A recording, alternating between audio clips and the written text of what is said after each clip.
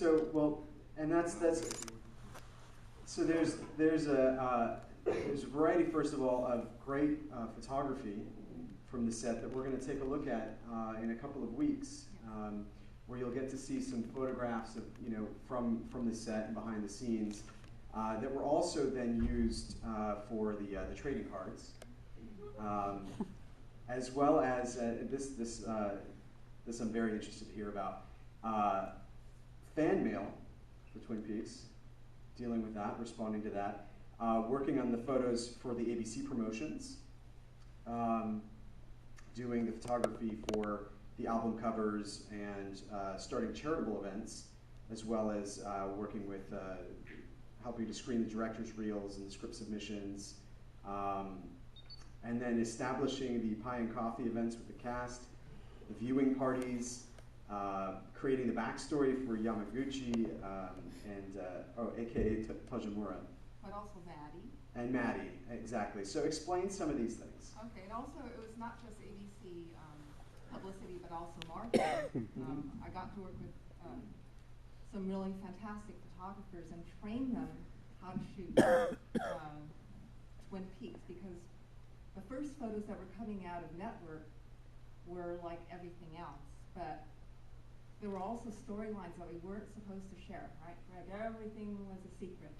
And so they were trying to shoot people, but they weren't shooting the young people, or younger actors, and they didn't know how to shoot them, where to shoot them. So I had the advantage from the very beginning, working with Mark, who's a fantastic writer, and David Lynch, when they were doing just the very beginning of pilots and episodes and research.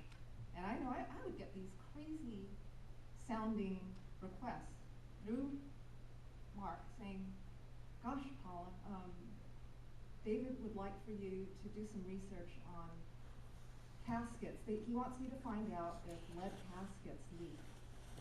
And I just be, oh, okay. But I mean, you just kind of go with the flow. So I mean, it just, everything that we started with, you just kind of went with, and you just started realizing how creative and wonderful this writing team and production team was.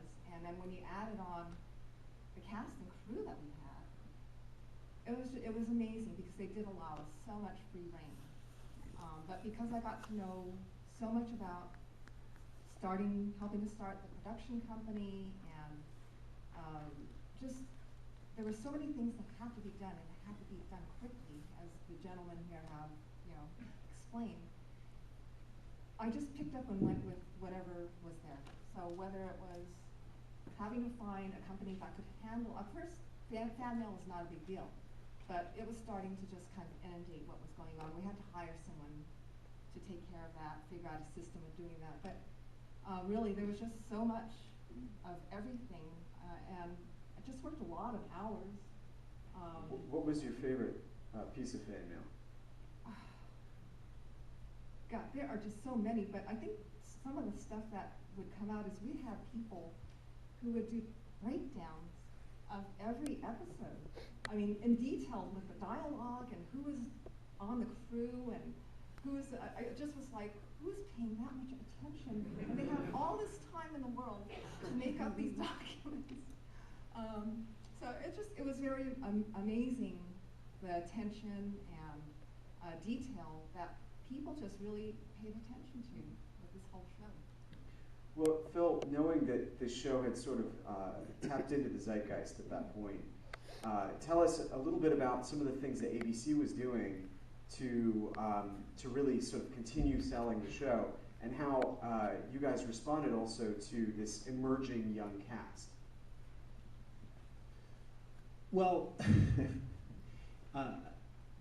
there was a lot of confusion around this show because the network had never experienced anything like this before, and they'd never been really in production on a series with filmmakers, and so all of my dialogue with the production went through Gregg, and the reality of it was that the network really didn't know what it was doing, and it didn't know how to promote the show. And so a lot of the ideas and a lot of the creation of the things that we did came through discussions that Gregg and I had about how to promote the show. And then he would ask me, he would say, this is what we think we should do, or this is what perhaps we're going to do next week, because we never had scripts. We didn't know what was coming. They never gave us real scripts. So Gregg said, look, I will give you the roadmap and I'll give you the scripts. And so we had a clandestine way to get me the scripts. And so that's how we figured out what we should push and what we should promote. And what were those decisions? We focused on, we tried to focus on key story points. We tried to push what was coming next. And we also tried to give it a very filmic looks, filmic push. So everything was done to promote these young stars as if they were 1950s movie stars. And so it had a very glamorous, it had a very sort of Hitchcockian kind of feel to it, the way we pushed the promotion. Do you guys feel in any way that the sort of the popularity of the young cast then affected the writing? Was any of that kind of did any of that evolve to capitalize on their success? You know, I think honestly it was built into the show to begin with. I mean, in the end, it was really about a young girl who was killed and all of her friends and the secrets they all held and all their grief over it. And so I think it was built around that to begin with. You know? And I think one of the reasons why the show was called Twin Peaks, it was right there. Because at first it was Northwest Passage, and I remember Mark asking Joanna Ray and myself, well, what do you think of the name, the title? You know, Twin Peaks. And we were both like, what? It sounds, you know, a bit, I don't know. And that was exactly the reaction they wanted. So really it was based on these young kids in this town, of course with the parents and everything else, but yeah, it was nice to have some hot young men and women. You know, it just gave a lot to the story.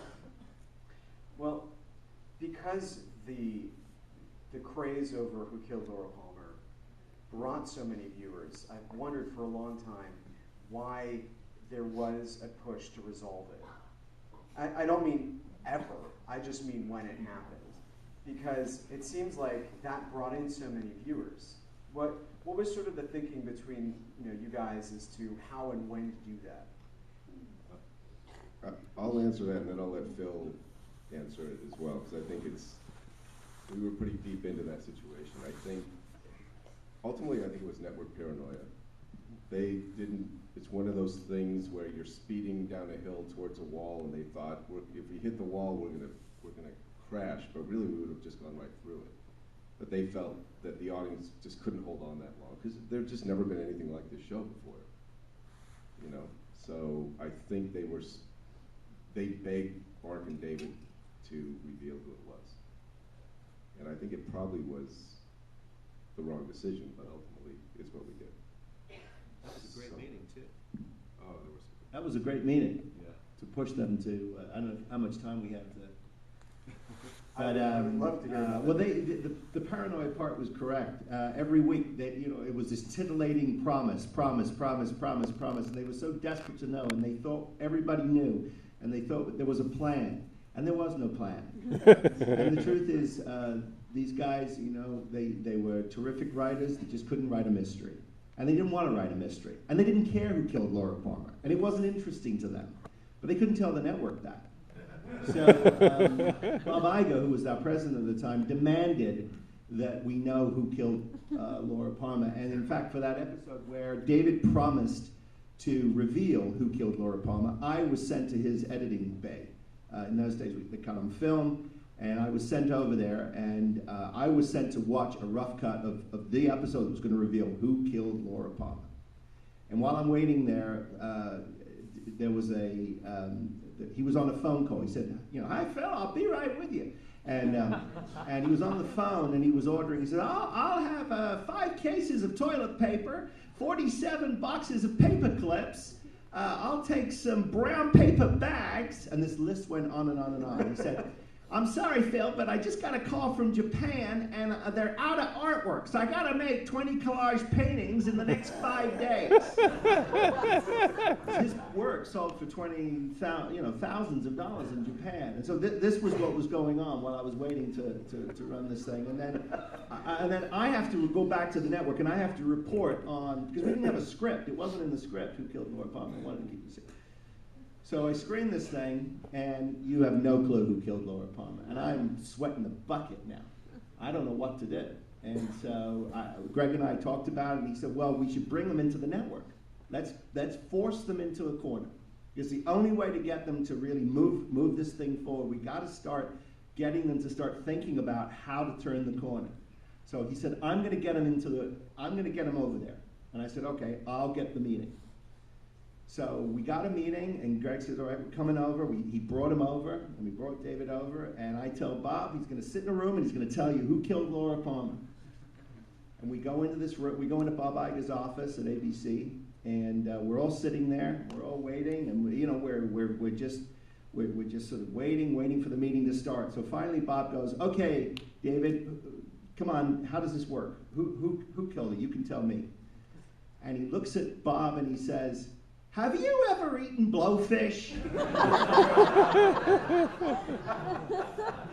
And he proceeds to explain that in Japan, blowfish is very toxic, but it's a delicacy. And so you go to groups to these Japanese restaurants, and everybody sits in a giant circle, and they bring out a copper pot, and it's got bubbling oil in it. And you put this blowfish on a long stick, and you drop it into the oil, and it bubbles up, and it all cooks except the head, which is toxic, and you can't eat that, and everybody picks at the flesh of this fish. And that's how you eat blowfish. And then he looks at his watch. Wow, sorry, I gotta go.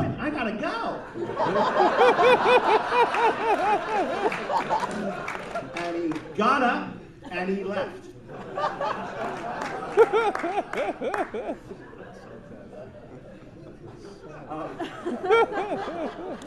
Gregg, I'm curious.